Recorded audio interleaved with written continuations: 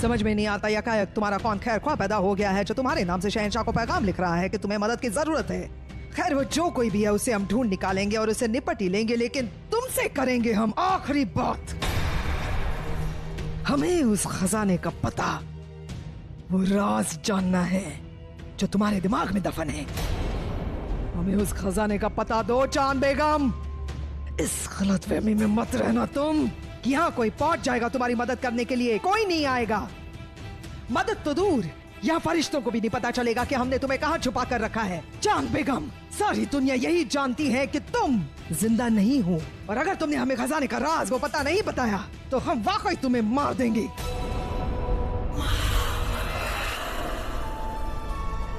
खुद की नहीं, अपनी नहीं, तो अपनी इस औलाद की फिक्र करो चांद बेगम।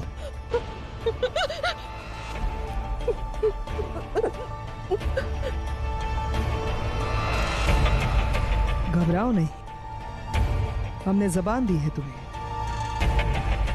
जब तक तुम हमारी मदद करोगी तब तक हम तुम्हें कुछ भी नहीं होने देंगे, और ना ही तुम्हारे बच्चे को। पूरा एपिसोड देखिए ZEE5 पर।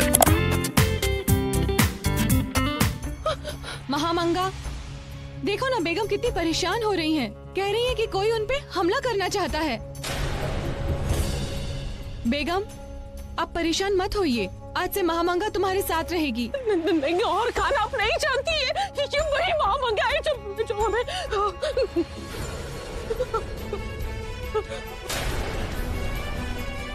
महामंगा, तुम्हारी इतनी हिम्मत कि तुम एक बेगम को धमकी दे रही हो? चुप गौहर खान, हमें तुमसे सीख लेने की कोई जरूरत नहीं है। मत भूलो एक वक्त पहले तुम भी महज एक बांदी थी हमारी तरह। वो तो बादशाह हुमायूं की नजर पड़ गई तुम पर, दिल आ गया तुम पर, इसीलिए आज तुम इस लिबास में हो, वरना हमारी नजर में आज भी तुम एक बांदी हो, महज गौहर खान, और हम हैं महामंगा। इसीलिए कह रहे हैं इस मामले से दूर रहो गौहर खान, पीछे हटो। महामंगा, होश में आ जाओ, वरना हम सिपाहियों को बुला लेंगे। गौहर खान ने कहा हमारे मामले से दूर रहो। और तुम चांद बेगम, आखिरी बार पूछ रहे हैं, खजाना कहाँ है? देखिए, आपको अल्लाह का वास्ता, हमारी बच्ची का वास्ता, हमें मत मारिए, हमें मत मारिए, हमें मत मारिए। चांद बेगम, खजाने का पता दो। महामंगा,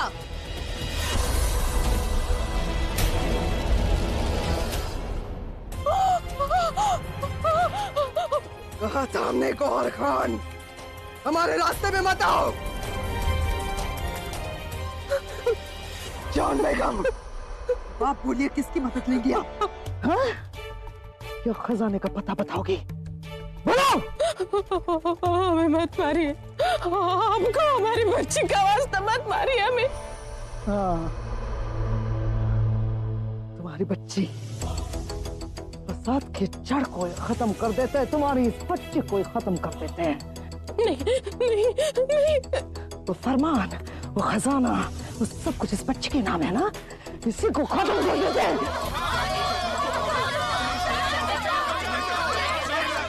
बेगम साहिबा, खेमे पर हमला हुआ है, जल्दी निकलिए।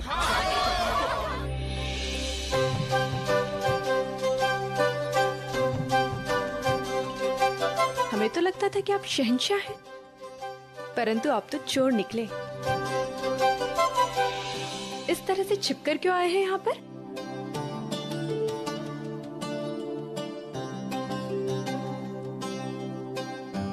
अगर मुनादी करवा कर आते तो चोरी से आपको निहारते कैसे? परंतु शहंशाह, आप इस समय यहाँ पर? क्यों? क्या अब हमें इजाजत लेकर यहाँ आना होगा? नहीं। तो इसका मतलब है हम यहाँ सो सकते हैं।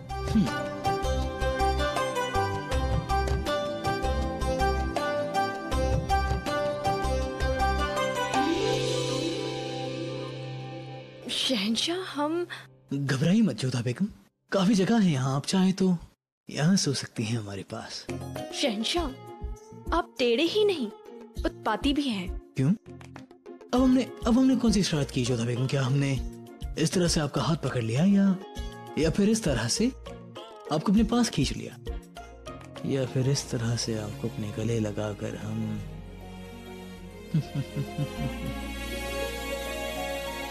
सुभान अल्लाह, ये तो बेहद ही खूबसूरत पालना है। जी, हमने मंगवाया है उस बच्चे के लिए जो शीघ्र ही संसार में आने वाला है, और हमें पूरा विश्वास है हमारे बच्चे को ये पालना बहुत अच्छा लगेगा। इसमें लेटकर शांति से स्वप्न देखेगा वो। आपकी ऐसी ही छोटी छोटी बातें बड़े बड़े जख्म को फीका कर देती हैं जोधा बेगम। कैसी बातें शहंशाह? जैसे हर बार उस बच्चे को हमारा बच्चा कहना। जब भी आप ये बात कहती हैं हमारे दिल को बहुत सुकून मिलता है जोधा बेगम। ये जानते हुए भी उस बच्चे को जन्म रुकैया बेगम देने वाली हैं, आप उसकी देखभाल इस तरह से करती हैं कि जैसे मानो वो खुद आपका ही बच्चा हो। रुकैया बेगम की कोख से होगा तो क्या हुआ, है तो आप ही की संतान ना। और फिर हमें भी तो वो छोटी अम्मी जान ही कहेगा। हमारा रक्त उसमें नहीं हुआ तो क्या हुआ, आपका तो है ना, इसलिए वो हमारा बच्चा ही हुआ ना। ठीक है, हम इस पालने को उस दिन जलाएंगे जिस दिन हमारी औलाद इस दुनिया में आएगी, और उसे हम इस पालने में जलाएंगे। नहीं शहंशाह, खाली पालने को नहीं जलाते, अपशगुन होता है। माफ कीजिएगा जोधा बेगम, हमें मालूम नहीं था। लेकिन आप ये सब कैसे जानती हैं? आमेर में जब हमारी भाभी सा गर्भवती थी तो उनकी देखरेख हम ही क्या करते थे, और उसी समय दादी सा मासा ने हमें सारी बातें बताई थी, और तभी हमें जानकारी हुई कि खाली पालने को नहीं झुलाना चाहिए। तो अब हम इस पालने को तभी झुलाएंगे जब हमारा बच्चा इसमें होगा। हम उस दिन का बहुत बेसब्री से इंतजार कर रहे हैं जोधा बेगम, जब हमारा बच्चा इस दुनिया में आएगा। भले ये दुनिया से बेशकीमती तोहफी देगी, लेकिन उसकी छोटी अम्मी जान की तरफ से ये पालना उसके लिए बहुत खास होगा, और हमारे लिए भी मरते दम तक इसे। नहीं शहंशाह, अभी तो हमारे जीवन का प्रारंभ हुआ है, और अभी से आप अंत की बात कह रहे हैं। हम अंत के विषय में सोचना भी नहीं चाहते। हम तो चाहते हैं कि हम दोनों के साथ का कभी अंत हो ही ना। हमारा वादा है आपसे, हमारा साथ कभी नहीं टूटेगा जोधा।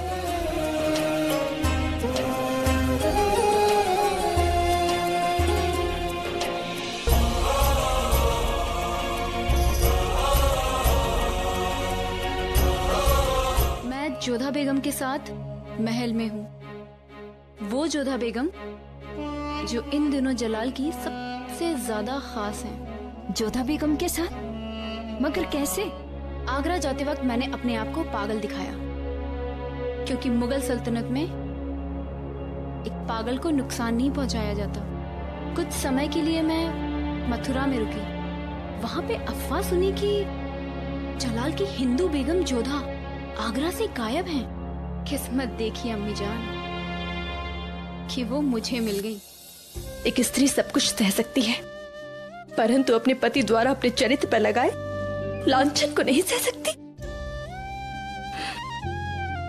हम आगरा कभी नहीं लौटेंगे, शहंशाह के पास कभी नहीं। बस फिर क्या था? फिर मुझे समझ में आया कि जलाल तक पहुंचने की चाबी ये जोधा बेगम है।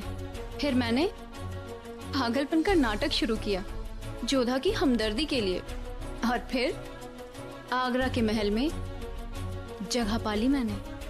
पता है अम्मी जान, मैं वहां जलाल से मिली, उससे जिससे इंतकाम लेना मेरी जिंदगी का मकसद है। दिल तो किया उसी वक्त उसके सीने में खंजर परस्त कर दूं, लेकिन नहीं, मुझे एक बेहतर मौके की तलाश है। जब मैं जलाल से इंतकाम भी ले लूं, अपना मकसद भी पूरा कर सकूं, और साथ में उन सबको सजा दूंगी जो लोग जलाल के साथ शामिल थे, मेरे साथ हुए इस गुनाह में। तुम चाहे जो करो, मेरी फिक्र बस इतनी है तुम्हारी जान को खतरा ना हो। मेरी जान की फिक्र मत कीजिए अम्मी जान। सर पे कफन तो मैंने उसी वक्त बांध लिया था जब मैंने जलाल को तबाह करने की कसम खाई थी। पूरा एपिसोड देखिए ZEE5 पर।